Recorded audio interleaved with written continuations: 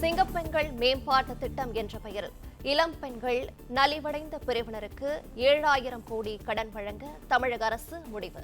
விவரங்களை செய்தியாளர் ராஜகுமரன் வழங்கிட கேட்கலாம். ராஜகுமரன், வணக்கம். இது குறித்தான முழு விவரங்கள். தமிழ்நாடு அரசினுடைய நிதிநிலை அறிக்கை அடுத்த மாதம் தாக்கல் செய்யப்பட உள்ள நிலையில்தான் முதலமைச்சர் தலைமையில் துறை வாரியாக ஆய்வுக் கூட்டம் நடைபெறுகின்றது. கூட்டுறவுத்துறை தொடர்பான ஆய்வுக் கூட்டத்திலே ரேஷன் கடைகள் மேம்பாடு, வீடு தேடி ரேஷன் பொருட்களை வழங்கும் திட்டம் உள்ளிட்டவை தொடர்பாக ஆலோசனை கூட்டம் நடைபெற்றது. அதன் தொடர்ச்சியாக சுய உதவி குழுக்களுக்கு கடன் வழங்கும் திட்டத்தின் ஒரு பகுதியாக சிங்கப்பெண்கள் மேம்பாடு திட்டம் என்ற பெயரிலே இளம்பெண்கள் நலிவடைந்த சமூகத்தினர் தொழில் தொடங்குவதற்காக தொழில் முனைவோர் கடன்களை வழங்க கூட்டுறவுத்துறை முடிவு செய்திருக்கின்றது. இதற்காக இந்த ஆண்டில் சுய உதவி குழுக்களுக்கு 7,000 கோடி ரூபாய் கடன் வழங்க தமிழக முதலமைச்சர் திட்டமிட்டிருக்கின்றார்.